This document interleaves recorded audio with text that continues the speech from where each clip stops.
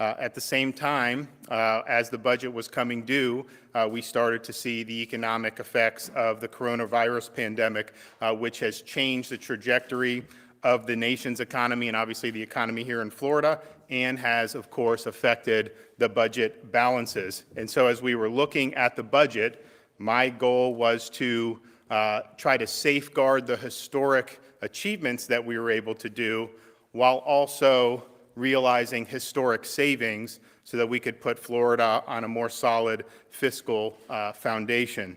And so that's what we did over the last many weeks, going through a lot of different provisions of the budget. So the legislature approved a budget totaling $93.2 billion. With today's actions, my vetoes will total over $1 billion. Despite the unprecedented circumstances necessitating the level of reductions, this $92.2 billion approved budget provides significant support for education, the environment, infrastructure, child welfare, and more. And I would note that given Florida's population growth, it is a decline in per capita spending over last year's budgets. So while these actions total over $1 billion, roughly half of that is general revenue, half is trust fund balances. They will be set aside for whatever needs may arise in the coming year.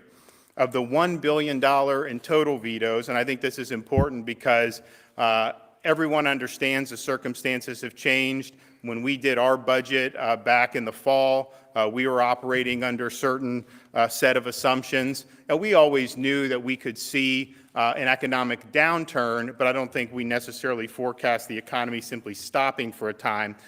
So we were operating under a certain set of assumptions. The legislature was as well. As the reality changes, I think we all have to recognize that none of us are going to get everything that we want. And so I thought it was important that I was stepping up to the plate on that as well. So of the $1 billion in vetoes, over $550 million are vetoes that I included in my governor's recommendations in the fall. And this includes vetoing the $20 million Job Growth Grant Fund, which is a great tool for a governor to have to be able to use. Of course, once the coronavirus pandemic hit, I stopped spending money out of the balance previously. So that's about a $25 million reversion, and then we're vetoing the $20 million for this year, which is something that's important. I want it, but at the same time, sometimes things just need to be put on pause. So we anticipate nearly $800 million of funds reverted by state agencies for the current fiscal year, bringing total unallocated general revenues for the next fiscal year to $2.3 billion.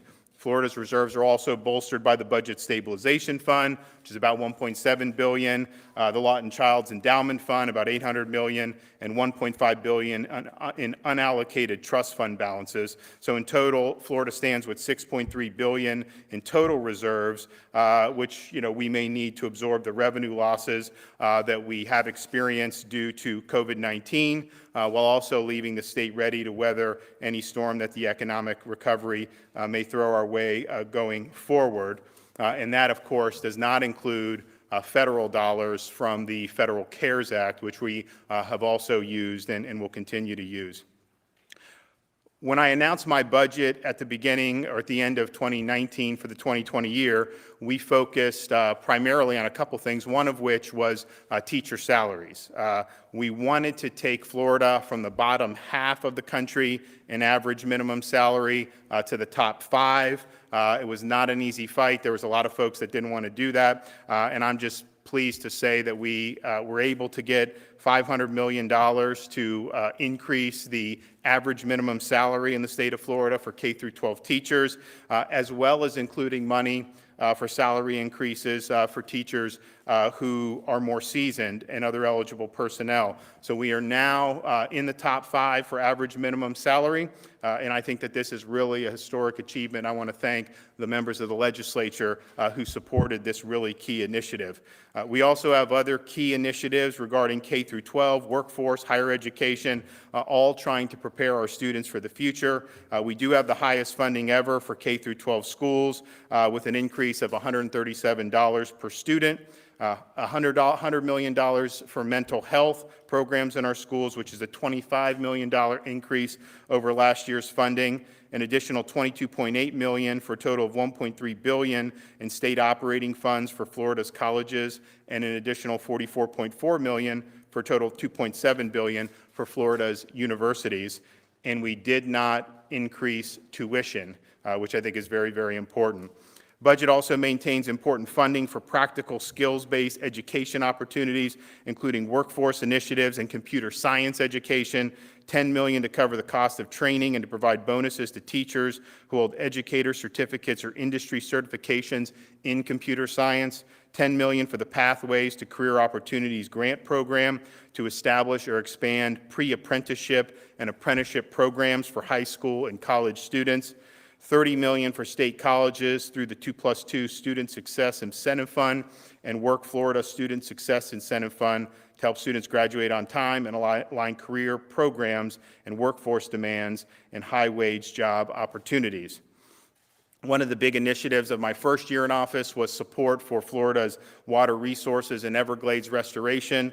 We sought $625 million to continue the momentum and the progress on those projects. Obviously, we were able to pass a couple very good water resources policy bills, which we will be signing very soon.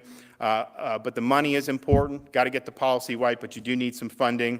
This budget continues the commitment that we made by allocating more than $625 million to restore the Everglades and protect our water resources. And this is 2 years in a row that the legislature has stepped up and really put their money into these key initiatives, and I think ways that the Floridians really appreciate. So we're looking at over $322 million for Everglades restoration, $50 million for springs restoration, $160 million for targeted water quality improvements, $40 million for alternative water supply, and $25 million to combat harmful algal blooms and red tide. We also have a budget that supports the mission of public safety. We are taking steps to fund innovative programs, safer correctional facilities, and evidence-based program for at-risk youth. Specifically, we have $2.3 million to implement the first statewide behavioral threat assessment strategy in the country, more than $54 million to provide a retention pay plan to correctional officers, correctional probation officers, and other security services personnel, $17.3 million to begin transitioning correctional officers from a 12-hour shift to an 8.5-hour shift, and $15 million to fund prevention programs for at-risk youth.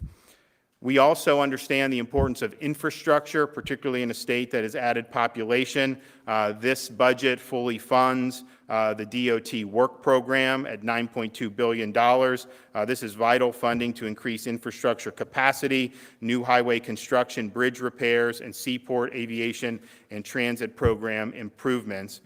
The budget also provides $145 million for workforce and affordable housing programs across the state to help working families meet basic housing needs. And of course, this is in addition to the $250 million just announced this week to address affordable housing needs due to the economic downturn caused by COVID-19. So that total amount is more than what was in my budget or what was in the enacted or the legislature's Appropriations Act. The budget puts Florida families first and helps some of our most vulnerable populations. We have an increase in funding for child welfare, over $53 million, to effectuate important reforms to our system to enhance provider accountability and the quality of care a child receives. We've also made it a priority to fight against the national opioid epidemic and substance abuse in general. The budget includes more than $138 million in state and federal funding for the opioid epidemic, another $8 million to continue providing community-based behavioral health services. We also have $8.7 million in new funding to support the Office of Public and Professional Guardianship to help ensure the legal rights of older Floridians are protected and eliminate abuse, neglect, and exploitations of our elderly population. Further, the budget contains more than $97 million to fund the Agency for Persons with Disabilities waiver program that affords people with developmental disabilities the ability to live, learn, and work in their communities. These were difficult circumstances. Had the legislative session been a late session this year, the budget that the legislature produced probably would have looked different. than the one that it did, given that the budget was produced right on the cusp of the economic dislocations wrought by the coronavirus pandemic. But I want people to know, particularly those in the legislature, there are obviously things that I vetoed that I think could be good policy. There are specific projects in there that under normal circumstances I would have supported. Obviously, I vetoed some of my own key initiatives. But I think that these steps are necessary in order to make sure that we are still on a stable fiscal foundation. As we get into next year, some of the things that didn't make the cut, if we're looking at a healthier outcome or a healthier progression, then obviously I think we will see a lot of this stuff be back in play. So I appreciate the hard work that folks in the legislature did over these many months. These were not easy decisions, but at the end of the day, I think we threaded the needle by preserving some of the historic achievements that this session wrought, such as the teacher pay increase, such as the environmental funding, while also realizing the historic and necessary savings that you have to do in these types of fiscal situations. And so I want to thank everyone for their efforts. And I signed the bill before I came out today, and it should be disseminated to the public very soon if it hasn't already. And with that, I'm happy to take some questions. Michael? By my count, the state's burned up about a third of its reserves and about half of its unemployment trust fund today, as of today. Why didn't you make deeper cuts? Well, look, nobody has ever made more vetoes than I did right here. I don't think they've ever vetoed $1 billion. It's a huge part of the actual budget as well in terms of the general revenue. So we did an awful lot, but we also look and see. We have unallocated money that's left over. Obviously, the vetoes, obviously budget stabilization. We're going to do agency holdback, which we think will be $750 million. We have different reserves, and then we also have Federal CARES Act dollars. So I'm convinced that we'll be able to, to weather the storm and do it right. Did you veto the state worker pay raise? I did not. I approved it. Yeah. The pay raise, obviously that was packaged with a bunch of things, including the contributions to the pension system. We want to continue to do that as well. And we were able to make the numbers work. And look, a lot of people have worked very hard over these last 3 or 4 months. I mean, it's been a lot. I know many of our key agencies have been working around the clock. So I thought it was merited. And I wouldn't have done it if we couldn't make the numbers work, but I think we made them work. Yes, sir. What is Florida not getting from the federal government you think we could use? There's been discussion about a second CARES Act package that might be passed in the late summer or early fall. What more does Florida need?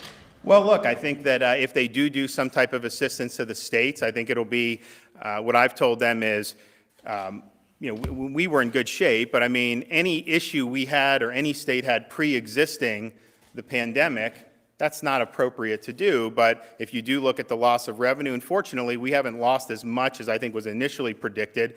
I think it'll be for this fiscal year. The predictions were a lot higher. I think we're going to be even under $2 billion in terms of the last few months. So, but I think that lost revenue is something that was a result of the national policy in terms of how to do the pandemic. And so if they want to deal with that, obviously I would be supportive of doing it. But I definitely do not think that they should do any pre-existing problem we had before that. We need to figure that out on our own.